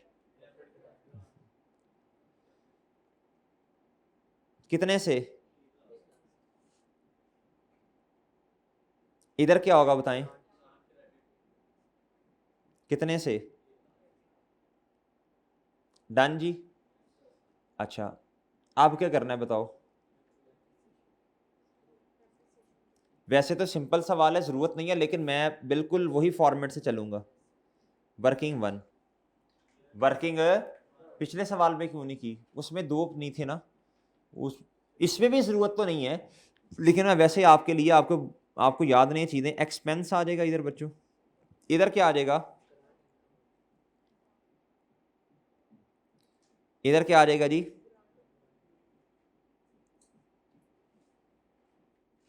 जी फिर क्या आ जाएगा,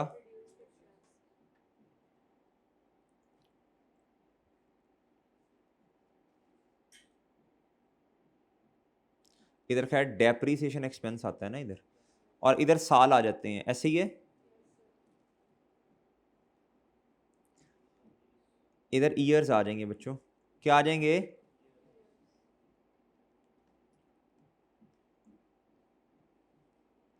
जी ये क्या आ गई जी,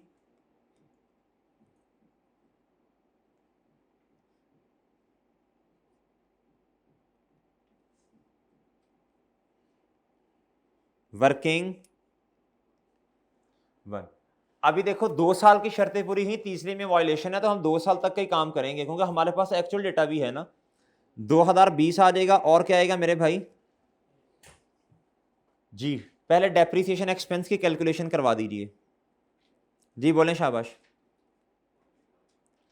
1 मिनट बोलें। जी आसान है भाई, मुश्किल तो नहीं है। अच्छा जी,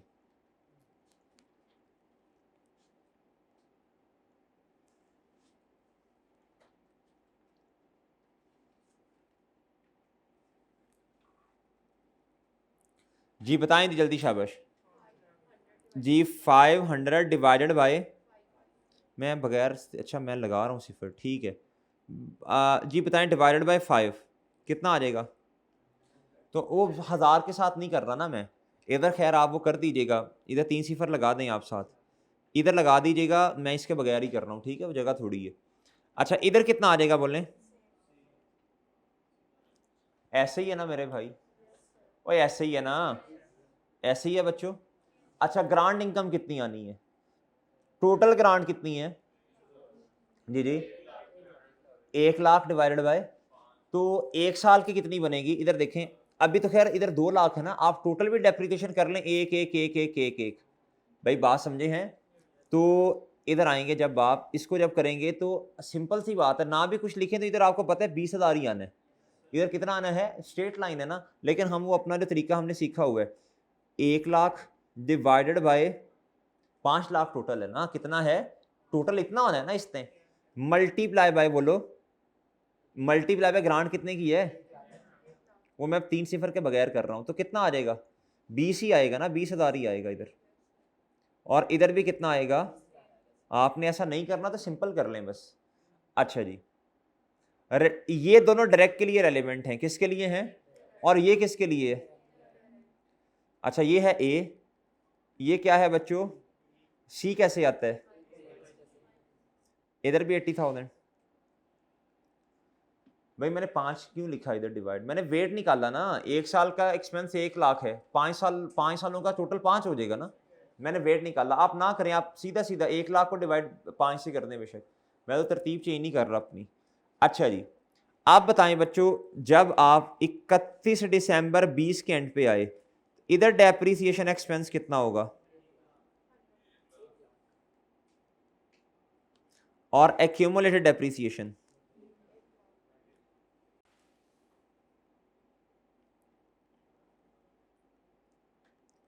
इधर बताएं भाई। अभी 1 मिनट रुकिएगा, मैं साथ वो एंट्री भी कर लूँ ना, फिर सही है। इधर एक और एंट्री भी होनी है डायरेक्ट के अंदर, बताएं शाबाश, डेफर्ड ग्रांट कितने से, शाबाश, और ग्रांट इनकम, अल्टीमेटली बच्चों नेट ही पड़ा हुआ है किताबों में। जी आप इधर बताएं जी, इधर इधर एक ही एंट्री होती है, इधर क्या होती है बच्चों, नेट रिड्यूस एक्सपेंस की एंट्री होती है। 31 दिसंबर 2022 पे एक एंट्री, वो रिड्यूस एक्सपेंस देख लें कितना है, 80,000 है ना, सिंपल सी बात है।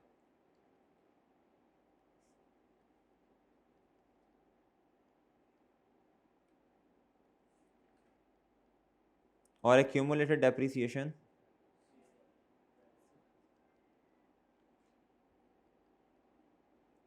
भाई सिंपल है ना, आपने 4 लाख पे डेप्रिशिएट किया होगा ना, अगर आपने खुद निकालना है, रिड्यूस नहीं निकालना तो, अगर आपने उस, वरना तो अच्छा तरीका यही है कि एक फॉर्मेट में सारे सवाल चलाते हैं, नहीं तो इधर डेप्रिसिएशन कितने पे आई होगी, 4 लाख की बेसिस पे डिवाइडेड बाय 5, 80 आना है, सिंपल बात।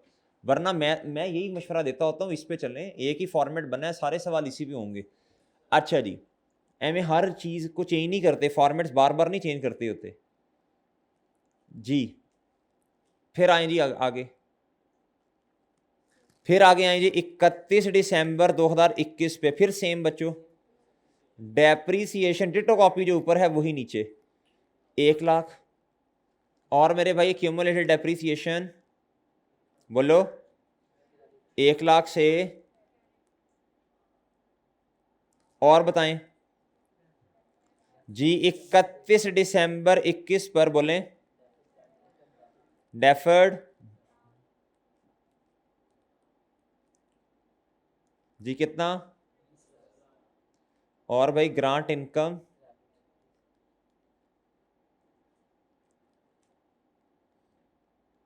डन।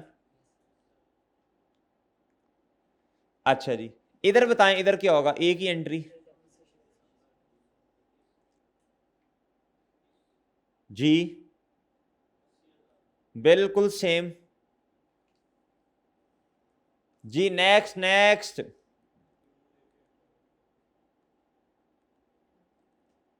कितना भाई, वो ऐसे ही है, ऐसे ही है भाई, ऐसे ही है। अच्छा, अब आप इधर आए, अब 2022 पे आ जाए, तारीख उसने 1 जनवरी खैर दी है, चलो लिख लो, 1 जनवरी 2000 बोलो। अब पहले डायरेक्ट अप्रोच पे आओ, सेम पिछले वाला ट्रीटमेंट, कैश या बैंक, कितने से क्रेडिट, कितने से बच्चों, जितने की ग्रांट है। बताएं फिर क्या किया था, ये स्टेप 1 है, बताएं जी। डेफर्ड ग्रांट किताबों में अब कितने की पड़ी है, कितने की है, हाँ देखो ना, अगर आपने डायरेक्ट निकालनी है डायरेक्ट भी निकल सकती है, इधर देखें, इधर देखो, 1 लाख डिवाइडेड बाय 5, 1 साल की आ गई, तो हमने पड़ी कितने की है, 2 सालों की चली गई ना, या फिर 100 में से 2 साल निकाल लो, जिस तरह क्यूमुलेटेड डेप्रिसिएशन निकालते हो, सही है, इसे अनअमोर्टाइज बैलेंस कहते हैं। अनअमोर्टाइज का मतलब है, जिस तरह क्यूमुलेटेड डेप्रिसिएशन है ना, वो डेप्रिसिएशन माइनस होती है, तो बाकी जो बचती है इसे बुक वैल्यू कहते हैं, जो पड़ी हुई है, इसे कहते हैं अनअमोर्टाइज बैलेंस, जो अभी पड़ा हुआ है किताबों में, तो अनअमोर्टाइज 60,000 है ना, तो अगर आप इधर 2 करेंगे ना, तो फिर 1 लाख में से ये माइनस करना पड़ेगा, नहीं तो डायरेक्ट कर लेना, 3 3 मल्टीप्लाई 3 से कर दें आप, सही है, तो आपके पास डायरेक्ट क्या आ जाएगा। और नहीं भी करना तो ये देखो ना, आपके पास शुरू में 1 लाख था, 2 सालों की इनकम बना ली, तो बाकी 60 ही बचा हुआ है। तो पीछे इधर आए जी, इधर ये प्रॉफिट और लॉस देखें, बचा कुछ, कितना भाई, एग्री, और एग्री भाई, ये बैलेंसिंग आएगा, क्या आएगा बच्चों, हमेशा बैलेंसिंग आएगा, ये क्या आएगा, डन भाई, और डन, ओके, इधर तक कोई मसला, इधर तक मसला, ओके। अच्छा जी मेरे भाई, देखो ना, आपने 2 सालों की इनकम बना ली है ना, अब वो उसे रिवर्स नहीं करना, उसे हमारे साल में आके, इधर आओ, इधर क्या होगा, स्टेप नंबर 1 सेम है, जितने से कैश गया उसमें तो कोई फर्क ही नहीं है ना, आप करेंगे 1 जनवरी 2022, कैश कितने से चला गया, स्टेप नंबर, इधर ना बच्चों, डेफर्ड ग्रांट आपके पास पड़ी नहीं है, आपके पास डेफर्ड ग्रांट पड़ी नहीं है, आपके पास डेफर्ड ग्रांट, बताएं क्या करें अब तो मसला आ गया, अब तो क्वेश्चन ही नहीं सॉल्व हो सकता, 1 मिनट सोच लें, आता हूँ अरहम में, अभी करते हैं इंशाल्लाह कुछ, जी भाई, नहीं की हमने, ओए होए, अच्छा की तो ही है यार,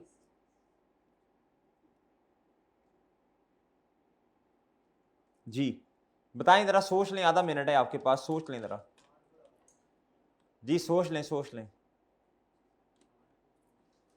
जो ऑनलाइन वाले हैं आपके पास तो सोचने का टाइम ही नहीं है ना, आपने 2 पे सुन रहे हैं, आपके पास तो बिल्कुल टाइम नहीं है। आपने कहा ना सर टाइम नहीं देते सोचने का, तो आपको तो 1 मिनट जो दिया वो आधा लग रहा होगा जी। बाकी जो बच्चे हैं जो फिजिकल वाले हैं उन्होंने तो लेक्चर लेना ही नहीं है, और इंशाल्लाह इसमें से सवाल आ जाना इस दफ़ा, अल्लाह ने चाहा तो ना लें लेक्चर। सोच लो भाई, सोच लो ज़रा, सोचें अब क्या करें। अब तो बस इस तरह हाथ पे हाथ रख के बैठ गए हैं आप लोग। सोचो, थोड़ा सोचने का टाइम दिया है, सोचें सोचें। क्या क्या होगा अब्दुल्ला? प्लांट डेबिट कर दूं? क्यों, नया खरीदा है? कहा सही है आपने।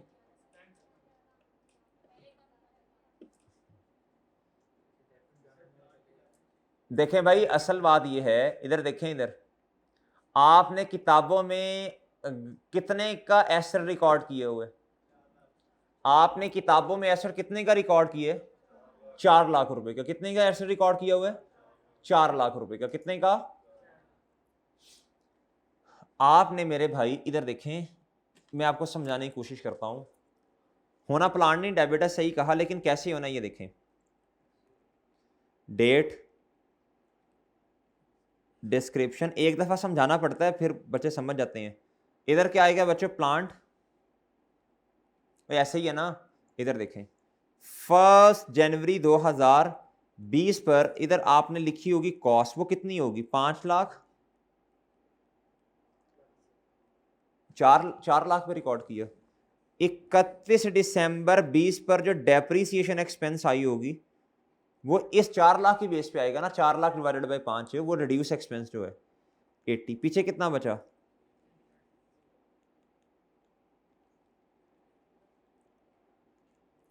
जी 31 दिसंबर 2000 बोलें। इधर भी कितना? तो भाई पीछे कितना? 31 दिसंबर 2021 पर ये आ गई आपके पास क्या बच्चों? Book value. आप देखें, मेरी बात सुने तवज्जो से जरा बच्चों, आपने एसेट को कितने से कम किया? 100 रुपए से। कितने से? 100 रुपए से कम किया ना। अगर आप इसे, अब मैं कंपैरिजन करता हूं इसका, अगर आप इसे 100 से कम ना करते, ये आपके पास कितने से प्लान नजर आ रहा होता? इस पे डेप्रिसिएशन कितनी आती? तो ये एसेट कितने पे एक्चुअली पड़ा होना चाहिए था? ये एसेट एक्चुअली कितने से पड़ा होना चाहिए था?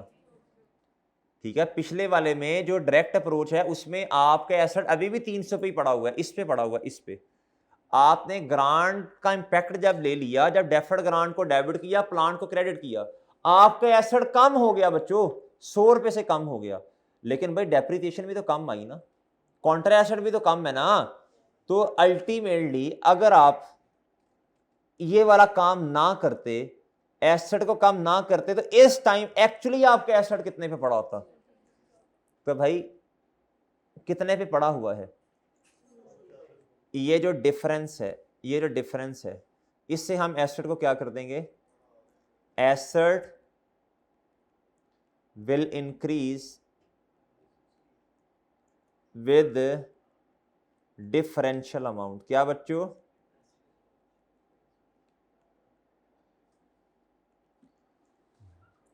आपने ऐसा नहीं करना, आपने ऐसा करना है।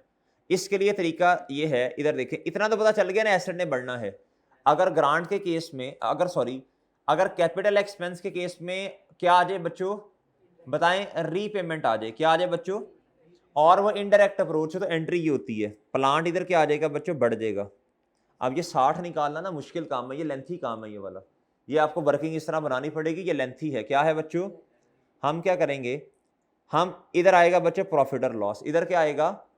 आपने इसको कंप्यूट करना है और ये बैलेंसिंग निकालना है। आने को दोनों बैलेंसिंग आ सकती हैं, लेकिन ये लेंथी है। क्या है? अब मेरी बात सुने, तवज्जो से सुने।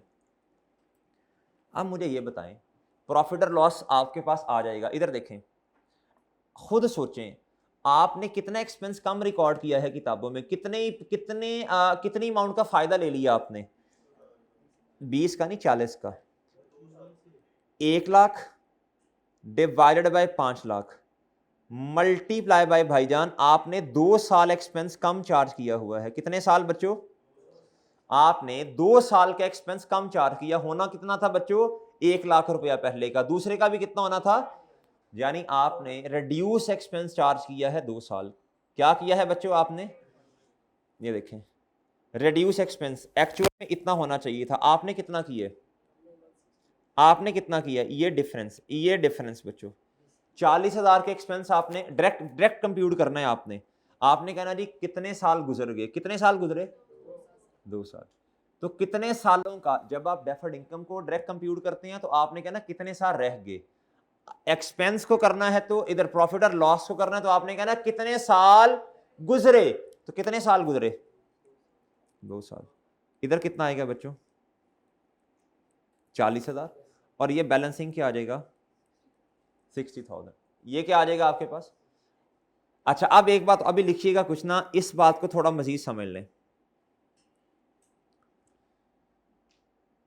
इसको कहते हैं बच्चों, इस बात को कहते हैं, इसको कहते हैं क्यूमुलेटिव डेप्रिसिएशन एक्सपेंस। क्या बच्चों? जो आपने कम चार्ज की है ना डेप्रिसिएशन, उसको आप क्या करो? रिवर्स करो। क्या करो बच्चों? आपने कम चार्ज की है, अब आपने क्या करना है? इसे कहते हैं क्यूमुलेटिव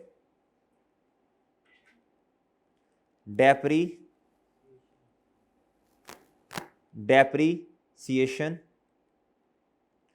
कहता जितना आपने डेप्रीसिएशन एक्सपेंस कम चार्ज किया उसे क्यूमुलेट कर दो। क्या कर दो बच्चों? पहले उन्होंने किया होना 1 लाख था, आपने कितना किया? 80,000। फिर दूसरे साल के 80,000। एक्चुअल में टोटल होना चाहिए था 2 लाख रुपया क्यूमुलेटिव। आपने क्यूमुलेटिव कितना किया? 160। तो क्यूमुलेटिव डेप्रीसिएशन एक्सपेंस को बढ़ा दो। क्या करो बच्चों? ये 40,000 से बढ़ेगा, इतने से ही बढ़ेगा। सोच लें, आपके पास टाइम है सोचने का। सोच लें भाई, आप सोच लो भाई, सोच लो, शाबाश। ठीक है जी, अब आप ना नोट्स बनाएं, हेडिंग दें। रीपेमेंट ऑफ ग्रांट की हेडिंग पहले ही है, आपने नीचे पॉइंट लिखा था। क्या बच्चों, क्या पहला पॉइंट था? जी, when there is a deferred grant in books. अब दूसरा लिखें पॉइंट, अब दूसरा पॉइंट लिखें, सब हेडिंग दूसरी देनी है आपने। लिखें जी, when there is repayment, when there is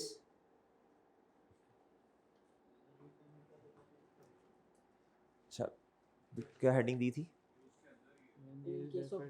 when there is deferred grant in the books। हाँ, अब दूसरी heading they, when there is no deferred grant in the books, when there is no deferred grant in the books। इसको highlight कर लें, no deferred grant, और आगे छोटा सा करके लिख लें। ये किस केस में होगा बच्चों? एक ही केस है, कैपिटल एक्सपेंस और इनडायरेक्ट अप्रोच। कैपिटल एक्सपेंस और इनडायरेक्ट अप्रोच, कैपिटल एक्सपेंस और बच्चों इनडायरेक्ट अप्रोच, कैपिटल एक्सपेंस और बच्चों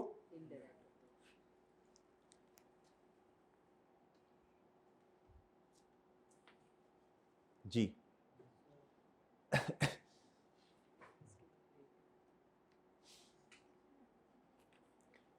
कैपिटल एक्सपेंस और बच्चों इनडायरेक्ट अप्रोच।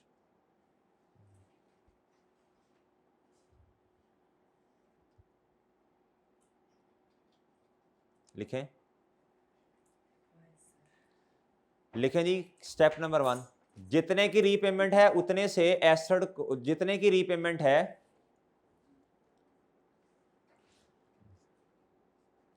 लिखें, जितने की रीपेमेंट है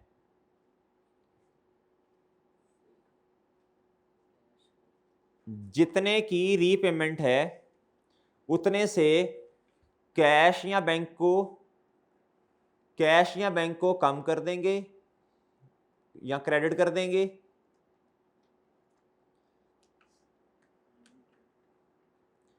क्या कर देंगे बच्चों स्टेप 1 में? जितने की रीपेमेंट है कैश या बैंक उतने से कम कर देंगे या क्रेडिट कर देंगे। इसी के अंदर दूसरी बात, दूसरा स्टेप लिखना है।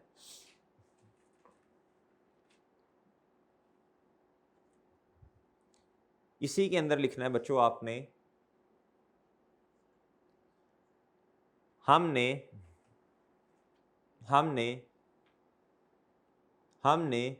एसिड को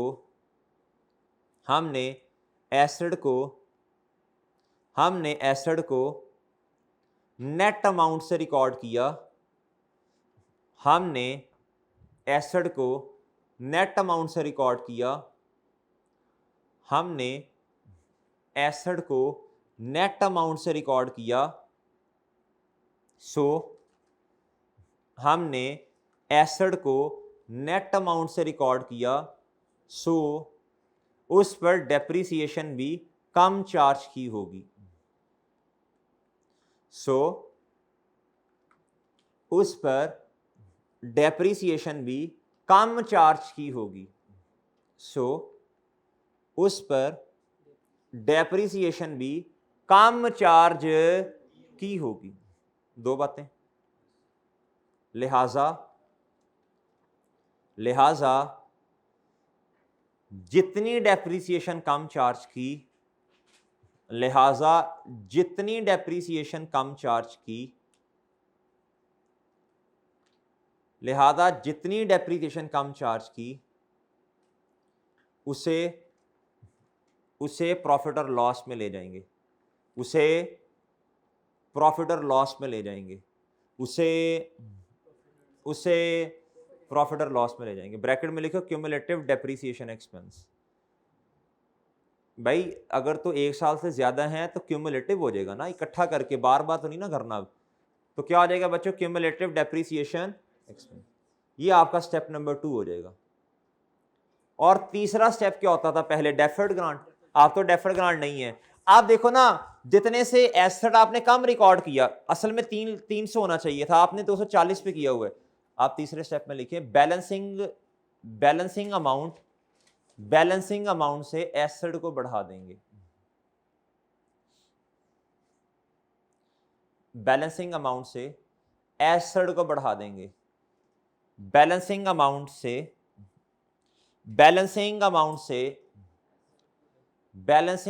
से एसेट को बढ़ा देंगे। बैलेंसिंग अमाउंट से क्या करेंगे, बैलेंसिंग अमाउंट से एसेट को क्या करेंगे बच्चों, बढ़ा देंगे। बैलेंसिंग अमाउंट से एसेट को बढ़ा देंगे। इधर तक बात समझ आई भाई? अच्छा, अब जो आपने लिखा था ना क्यूमुलेटिव डेप्रिसिएशन एक्सपेंस जो है, अब मेरी बात सुने।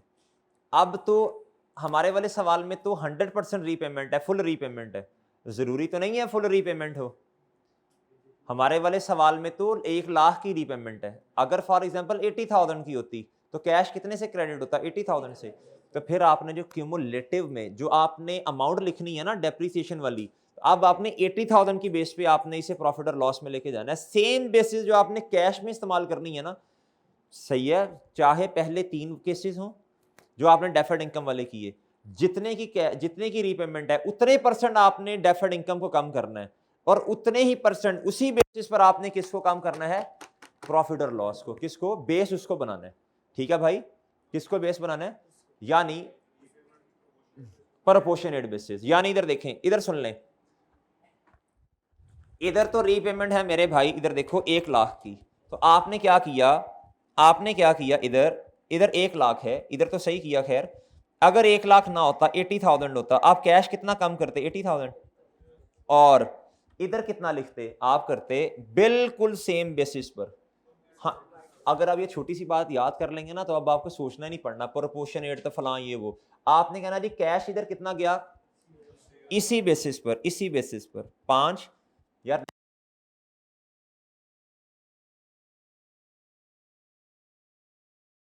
जी इधर देखें, फिर इधर आप ना 80,000 को बेस बनाते, तो इधर फिर कितना आ जाता।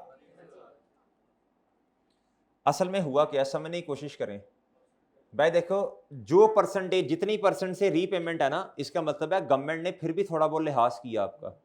उन्होंने 20,000 का आपको क्या दे दिया, किस्म का फायदा दे दिया ना। कम की रीपेमेंट, आपने कंडीशन वायलेट कर ली, फिर भी उन्होंने क्या दे दिया, फायदा दे दिया आपको। तो आपने अब क्या करना है, इधर 32 आ जाता, 40 ना आता, 8,000 का फायदा इधर छुपा होता, 12,000 का इधर छुपा होता। बहरहाल छोड़ें फायदे शायदे को, ये औखी बातें हैं, छोड़ें। बहरहाल आपने क्या करना है भाईजान, अगर पहले 3 सिनेरियोज हैं, अगर रेवेन्यू एक्सपेंस के 2 डायरेक्ट इनडायरेक्ट और भाई कैपिटल का डायरेक्ट, आप क्या करते हैं, डेफर्ड इनकम का बैलेंस निकालते हैं। तो आप डेफर्ड इनकम के लिए फिर क्या इस्तेमाल कर लेते हैं, सेम बेसिस इस्तेमाल करते हैं जितने की रीपेमेंट है, ठीक है। बट डेफर्ड के लिए आपने ये सोचना होता है कितने साल रहते हैं, प्रॉफिट और लॉस के लिए क्या सोचना होता है, कितने साल। अच्छा, अब इसकी प्रैक्टिस भी कर लेंगे। एक छोटी सी बात और लिख लो आगे। अब ये पॉइंट नंबर 3 है। पॉइंट नंबर 3 हेडिंग दें कैपिटल एक्सपेंडिचर। पॉइंट नंबर 3 की हेडिंग दें भाई, अगर आप ये नोट्स पढ़ लेंगे ना तो इंशाल्लाह आपकी स्टैंडर्ड की सारी बातें आपकी नोट्सों में 2-3 सफ़ों पे होंगी, ठीक है जी। इनको आप पढ़ लेंगे तो आपका सारा स्टैंडर्ड इंशाल्लाह उम्मीद है रिवाइज होगा जी, और सवालों की एडजस्टमेंट्स भी इसके अंदर होंगी जी। पॉइंट नंबर 3 लिखें जी। हाँ जी, अभी भी करते हैं पार्ट जी। पॉइंट नंबर 3 लिखें, हेडिंग दें कैपिटल एक्सपेंडिचर, आगे ब्रैकेट में लिखें both direct and indirect approach जी।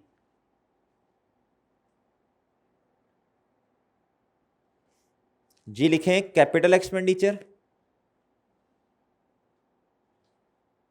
और आगे लिखें both direct and indirect approach. लिख लें, फिर समझाता हूं, लिखें जब भी ग्रांट की रीपेमेंट आएगी, ऊपर हेडिंग क्या दी आपने, जब भी, छोटा सा करके लिख लें, जब भी कैपिटल एक्सपेंस के केस में ग्रांट की रीपेमेंट आएगी, जब भी कैपिटल एक्सपेंस के केस में ग्रांट की रीपेमेंट आएगी, ऑनलाइन वालों आप भी लिख लो यार, और ये फिजिकल वाले जो गलती से अल्लाह ने मौका तौफीक दे दी आपको लेक्चर लेने की, तो नोट्स भी बना लो यार। जब भी कैपिटल एक्सपेंस के केस में ग्रांट की रीपेमेंट आएगी तो there is N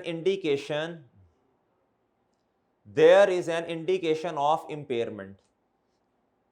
there is an indication of, समझाता हूं क्यों, लिख लें, ये बात लिखी याद रह जाती है बच्चे को। There is an indication of impairment, there is an indication of impairment. बच्चों ये जो कैपिटल एक्सपेंस लिखवा रहा हूं ना, ये डेप्रिशिएबल एसेट के केस में है। किसके केस में है, ये डेप्रिशिएबल के केस में है, लिख लो बेशक।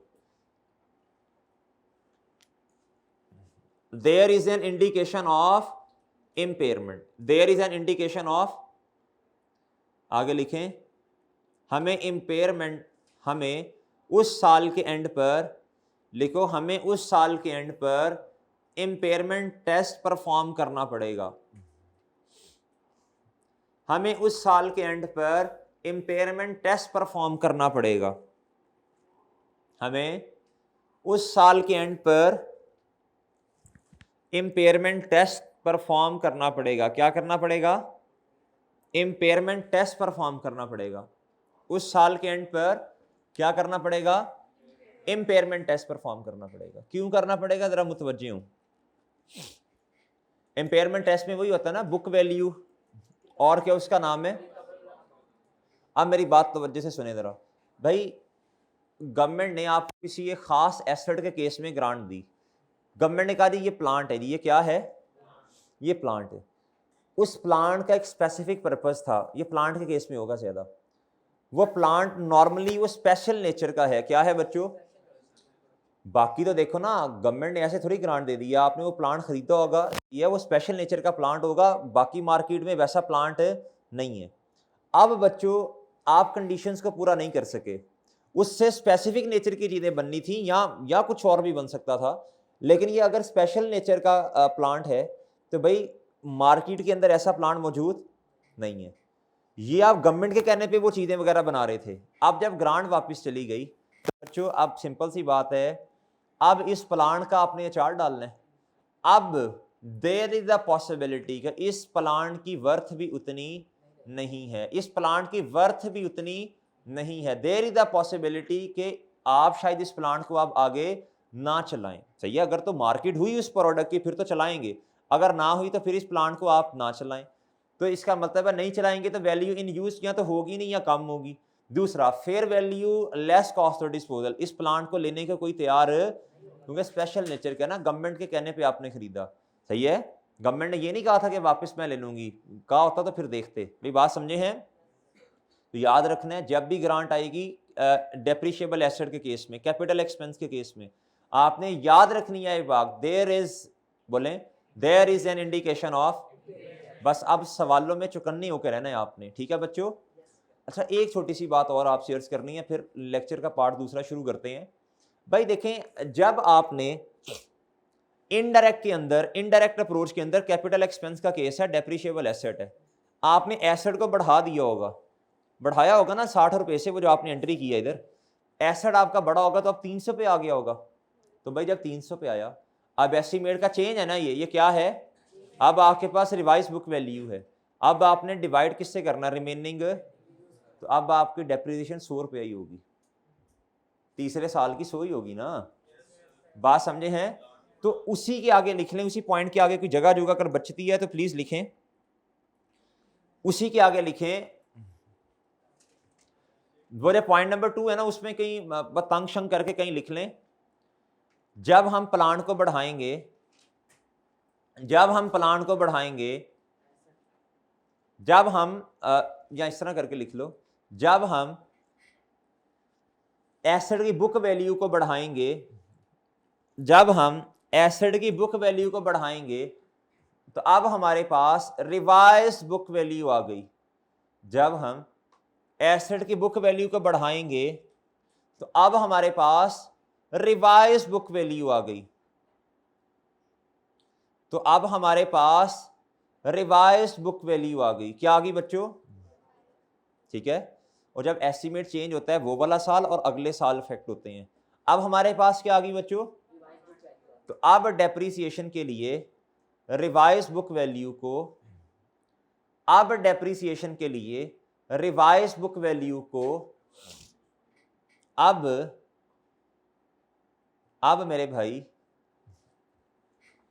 रिवाइज बुक वैल्यू को रिमेनिंग यूजफुल लाइफ से डिवाइड करेंगे।